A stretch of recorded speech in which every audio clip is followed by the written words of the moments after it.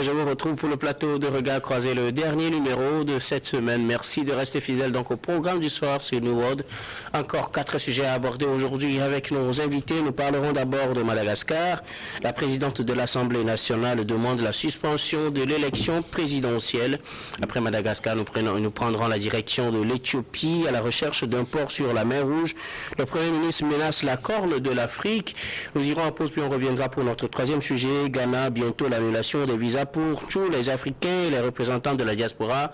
Puis nous terminerons bien évidemment par le Togo. Le chef de l'État participe au premier sommet Afrique-Arabie Saoudite à Riyad. Et pour en parler ce soir, 3 invités sur ce plateau. Avec moi, Cyril Sablassou, vous êtes journaliste, directeur de publication de Le Républicain Info. Bonsoir Cyril et bienvenue. Bonsoir, bonsoir à tous les téléspectateurs de New World TV.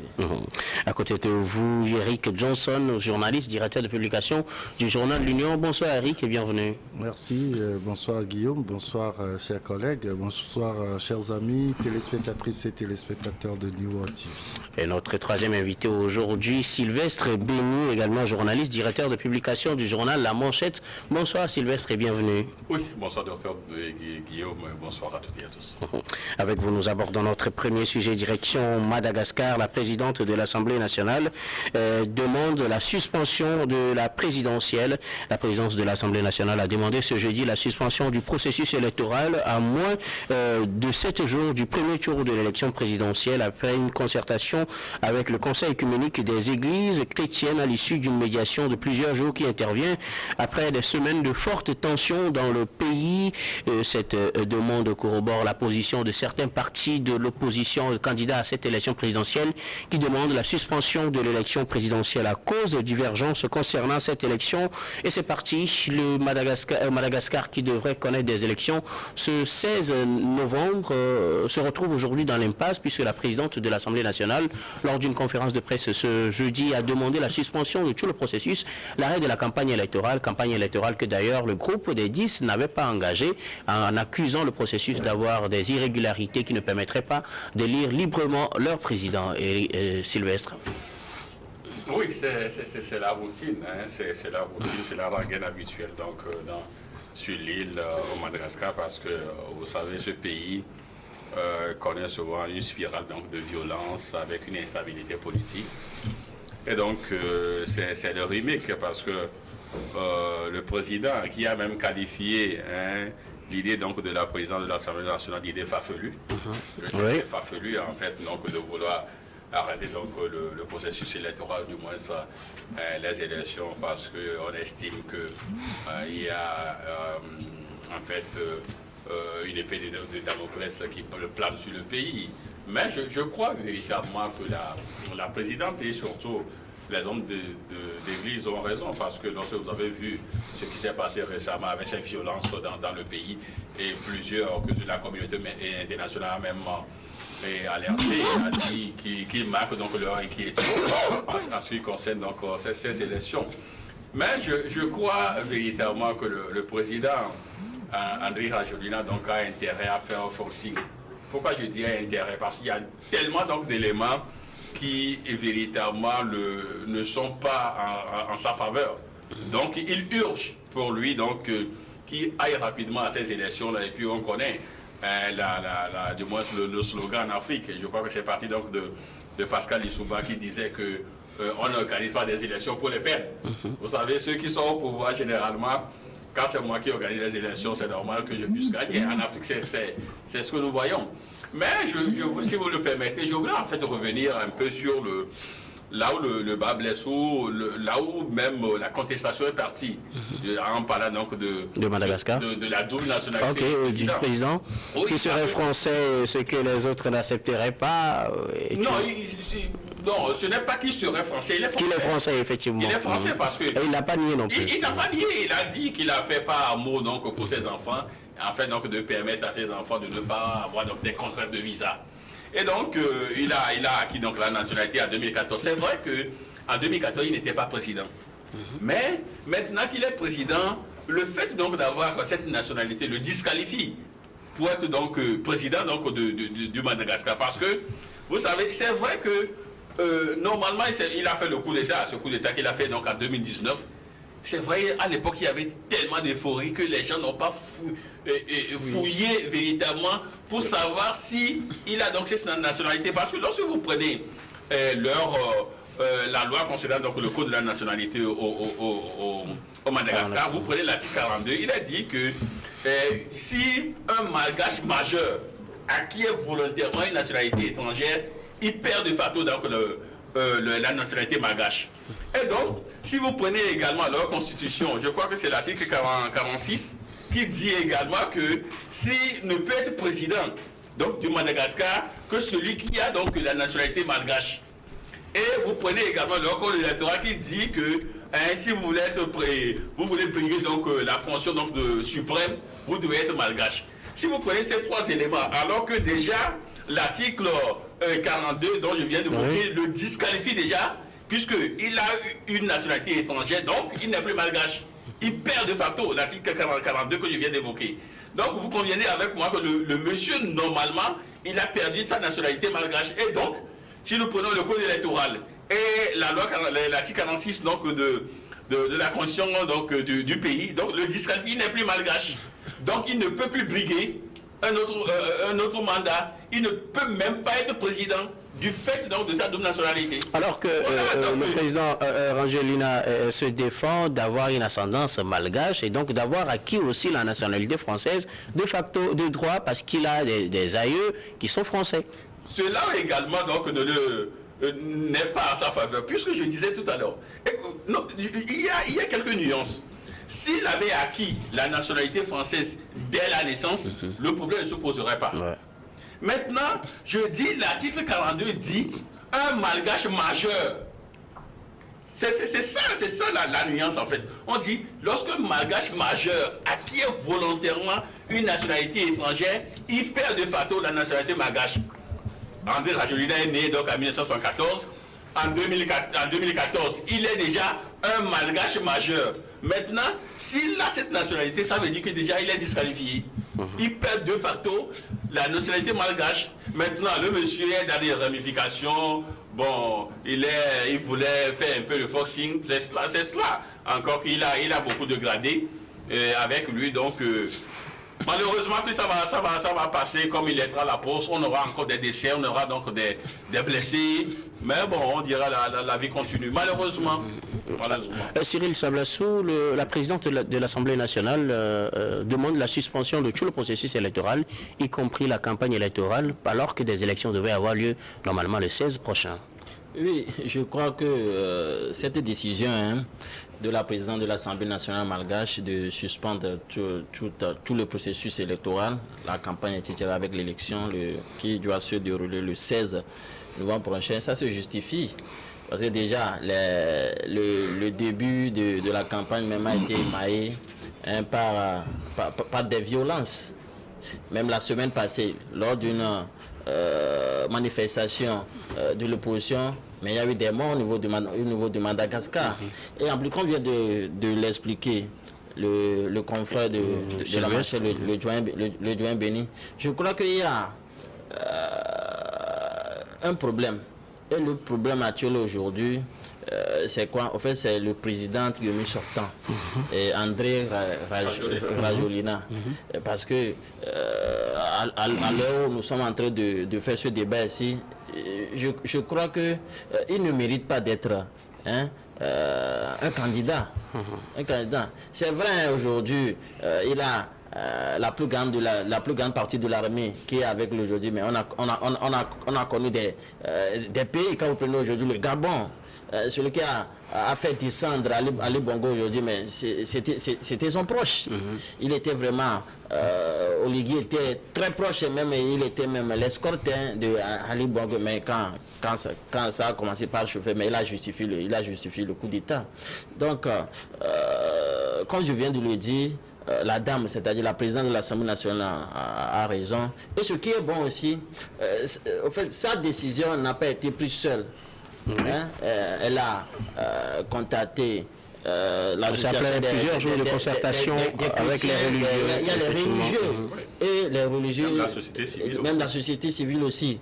Donc je crois que c'est une bonne décision et pour préserver la paix au niveau du côté du Madagascar, il faudrait que tout le monde accepte cette décision-là parce que comme la dame le dit, il faudrait qu'on arrive à trouver des consensus et des solutions qui peuvent être acceptées par tout le monde pour éviter d'autres violences dans les jours à venir.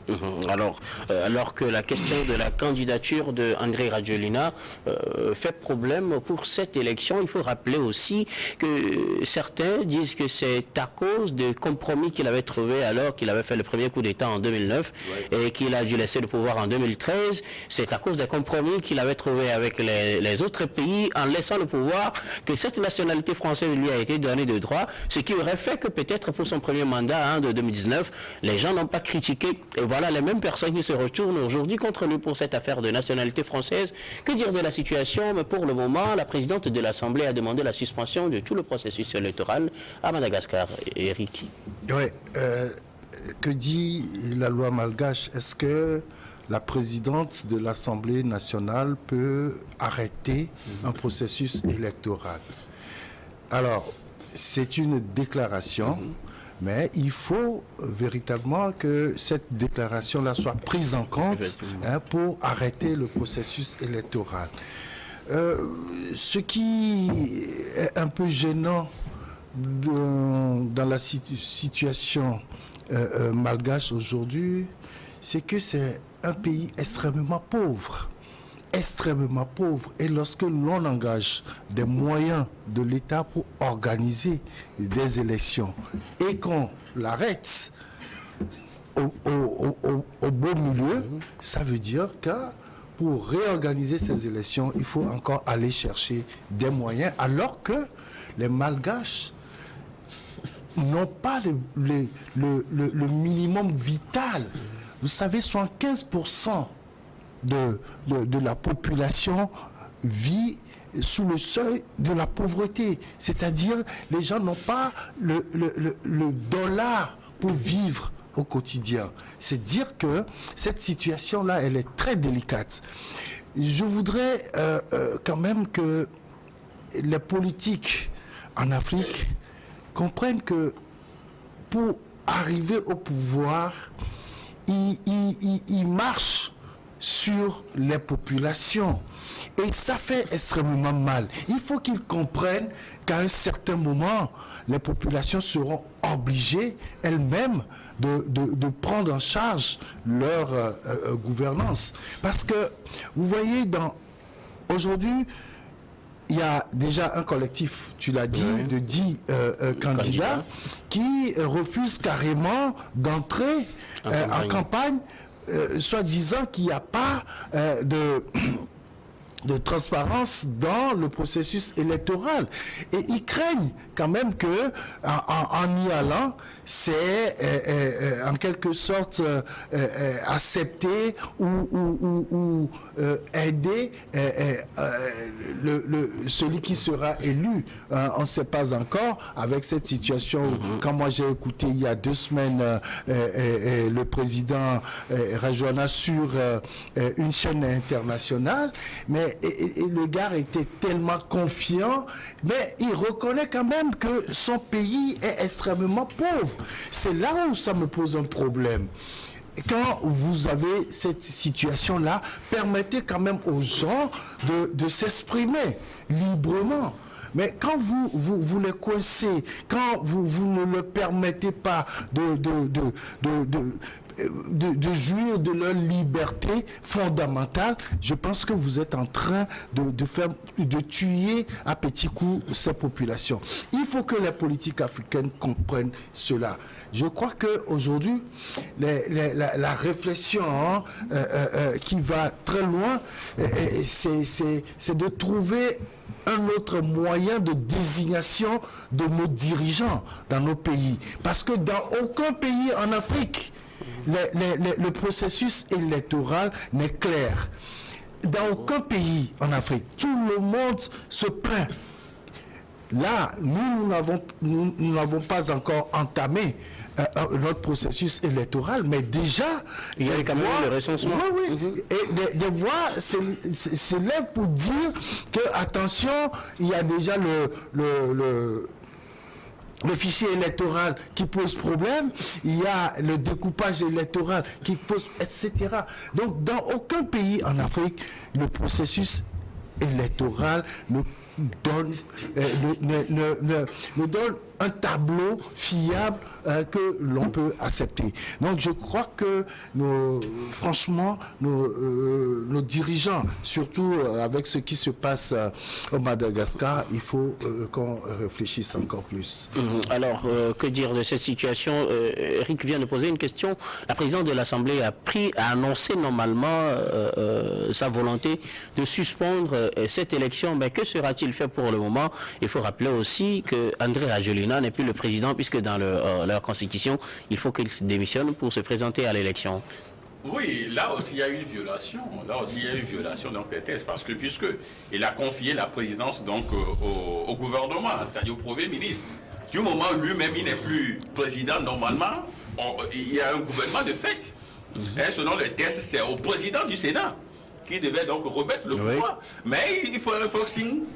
Il remet donc le pouvoir donc au Premier ministre que lui-même il a nommé. Or lui-même il est devenu président de fait. Donc ça veut dire que le gouvernement qui est là aussi, c'est un gouvernement aussi de fait. Et donc de droit, celui qui doit normalement conduire la présidence malgache aujourd'hui, c'est le président du Sénat.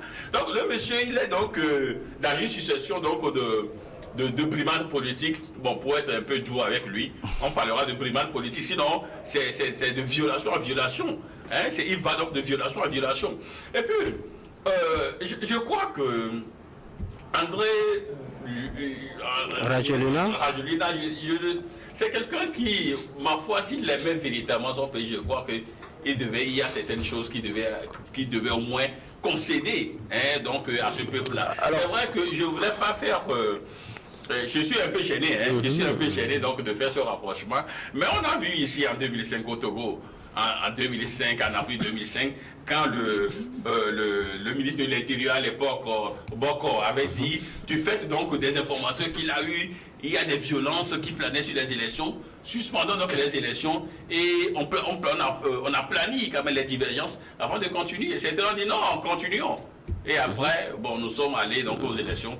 Nous sommes revenus donc avec un trophée qui chute du sang. 400 personnes tuées. Vous voyez, donc nous sommes presque dans le même schéma aujourd'hui. Il va faire le forcing, il ira à ces élections, il aura des morts, il aura des blessés, pourvu que lui soit président. Alors une question à laquelle je voudrais avoir une réponse très claire. Oui. Pourquoi ne l'avoir pas empêché de se présenter à l'élection présidentielle en 2019? Oui, pourquoi? Je l'ai dit. Puisqu'il avait déjà la nationalité en 2014. Il avait déjà la nationalité, mais vous savez, à l'époque, il y avait Marc Ravalomanana, qui également opprimait, donc était presque dans le même schéma que l'actuel président André Rajoelina. Donc on voulait à l'époque un messie, un sauveur qui puisse donc libérer le peuple. Donc à tel point qu'on a confié les destins du pays à quelqu'un qui ne le méritait pas. Est-ce que là aussi il ne fallait pas se poser des questions? Il n'était que 10 jokers à l'époque, mais comme c'est lui qui a pu véritablement avoir donc l'unanimité de l'armée autour de lui. Donc ils ont fait vite donc de renvoyer Marc Ravalomanana. Et après, bon, le sauveur étant là, on oublie tous ses péchés. En tout cas, il espère aujourd'hui être encore le sauveur. Malheureusement, vous ne voudrez pas lui accorder cela. Nous allons marquer la première pause, puis on revient juste après pour la suite de cette émission.